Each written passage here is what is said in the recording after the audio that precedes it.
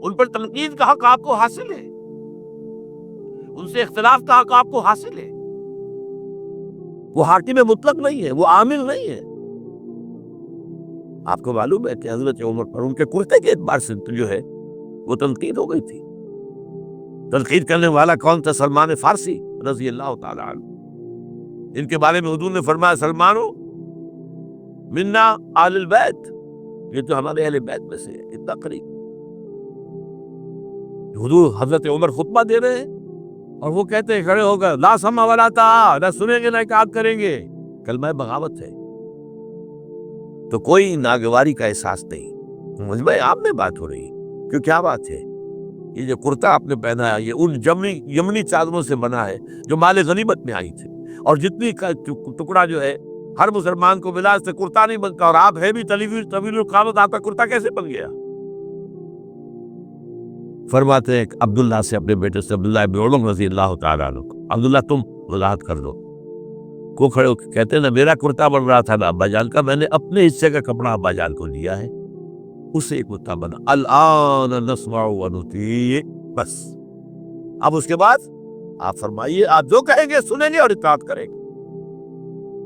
یہ متوازن نظام، نہ ڈکٹیٹریت ہے کہ کوئی بول نہیں سکتا. تم اور حاکم وقت پر تنقید کر رہے ہو اور بربلا کر رہے ہو. ایک عورت پکڑ لیتی حضرت عمر کو رضی اللہ تعالیٰ عنہ. حضرت عمر نے آرڈیننس نافذ کر دیا تھا کہ اتنے سے زیادہ، اتنی رقم سے زیادہ مہر نہیں رکھا جا سکتا. کہ عمر تم کون ہوتے ہو ہمارے حق کے اوپر پابندی لگانے والے؟ جب قرآن میں ہے وَآتَيْتُمْ إِحْدَاهُنَّ قِنْطَارًا، چاہے تم نے اپنی کسی بیوی کو ڈھیروں سونا دیا ہو تم بھی طلاق کی شکل میں واپس نہیں لے سکتے. قنطار کہہ رہا ہے، آپ کون ہیں روکنے والے؟ اور حضرت عمر فرماتے ہیں آج ایک عورت نے عمر کو دین سکھایا، آرڈیننس واپس. اسی طریقے کا معاملہ حضرت عمر کا یہ اجتہاد تھا کہ یہ جو زمینیں اتنی بڑی بڑی جو ہے سواد، عراق، ایران، مصر سب فتح ہو گئے چند ہزار صحابہ. اب مطالبہ یہ تھا کہ یہ مال غنیمت ہمارے اندر تقسیم کرنی ہے. جیسے حضور نے غزوہ خیبر میں جو زمینیں تھیں یہودیوں کی وہ مجاہدین میں تقسیم کر دی تھی. دلیل موجود، دلیل بھی سنت رسول سے ہے صلی اللہ علیہ وسلم. حضرت عمر کی حکمت کچھ اور کہہ رہی. یہ بات تو میں اپنے انداز سے کہہ رہا ہوں کہ اگر ایسا ہو گیا تو تاریخ انسانی کی سب سے بڑی جاگیرداری قائم ہو جائے گی. کتنے بڑے بڑے رقبے جو ہے صحابہ کو مل جائے. لیکن انہوں نے جو بات بیان کی وہ یہ تھی اگر یہ سارا تقسیم ہو گیا تو بعد میں آنے والوں کے لیے کیا رہے گا، اور جو فوجیں اب ہمیں پورے نظام کے لیے رکھنی پڑے گی ان کو کون سپورٹ کرے گا، ان کے لیے کہاں سے خرچہ آئے گا. تو انہوں نے طے کیا کہ یہ مال جو ہے مال فے ہے، یہ بیت المال کا ہے. جو مال غنیمت ہے وہ صرف وہ ہوگا جو عین محاذ پر حاصل ہوا ہے، ہتھیار ہے یا بھیڑیں بکریاں ہیں یا اور جانور ہے، یا وہاں پر جو پکڑے جائیں گے قیدی وہ غلام ہوں گے، وہاں پر اگر فورسیں ہوں گی پکڑی جائیں گی، خریدیں ہوں گی. یہ نہیں کہ پورے ملک جو ہے وہ غلام بنا دیے جائیں اور پورے ملک کی جو زمینیں تقسیم کر دی جائیں. بعض صحابہ کھڑے ہو گئے نہیں. اب حضرت عمر نے ٹریبونل قائم کیا ہے. 5 صحابہ اوس میں سے، 5 خنزر میں سے بیٹھ جائیے. وہاں اپنا بھی وہ پیش کیا نقطہ نظر، باقی انہوں نے بھی کیا. وہ ٹریبونل نے فیصلہ کیا کہ عمر کی رائے صحیح ہے رضی اللہ تعالیٰ. یہ نظام سید القوم خادمہم، یہ اگر کوئی کہتا، اگر یہ مثالیں نہ ہوتی تو کہتے کیا تمہارا دماغ خراب ہوا ہے، یہ شاعری تو تم نے اچھی کر لی ہے. سید القوم خادمہم کبھی ہوا ہے؟ جیسے عمر نے بڑھ کے دکھایا. رات کے گشت پر ہے اور ایک عورت کے کرانے کی آواز آئی ہے، معلوم ہوا کہ درد ذیل میں مبتلا ہے اور کوئی اس کے اٹینڈ کرنے والی کو خاتون نہیں ہے. گھر سے گئے ہیں، فرسٹ لیڈی اپنی اہلیہ کو لے کر آئے ہیں، انہوں نے اٹینڈ کیا ہے، اور اس کے بعد بچہ ہو گیا تو اندر سے ان کی اہلیہ کا امیر المومنین مبارک ہو بیٹا ہوا ہے. ایک اور دفعہ اسی طریقے سے گشت پر تھے، ایک گھر میں سے بچوں کے رونے کی آواز آئی. معلوم کیا کہ خاتون اور بچے ہیں، کھانے کو کچھ ہے نہیں.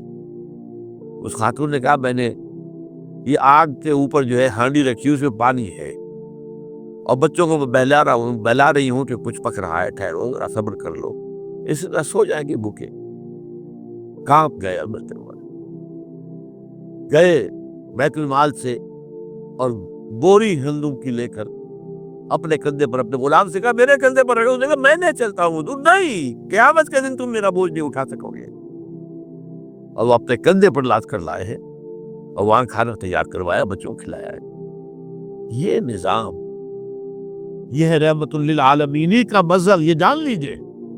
سیرت محمدی صلی اللہ علیہ وسلم کے جب آپ مطالعہ کرتے ہیں کہ وہ سارا انقلابی جدوجہد کا دور ہے، اس میں ابھی نظام کی جو خوبیاں ہیں وہ پورے طور پر سامنے نہیں آئی تھی۔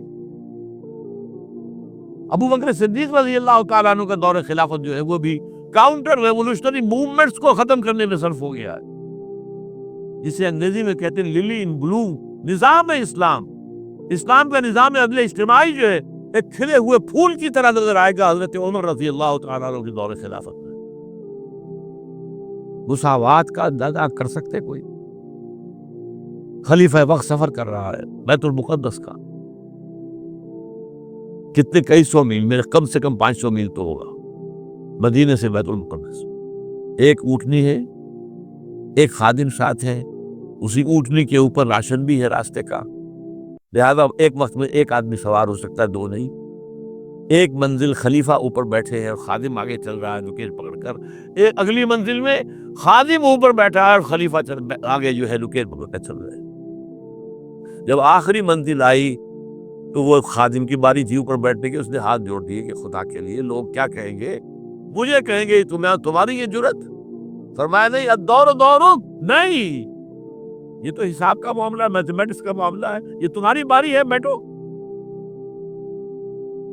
یہ بلندیاں، یہ عظمتیں، یہ عدل، یہ انصاف، اور پھر یہ کہ بوریا نشین، کوئی محل نہیں۔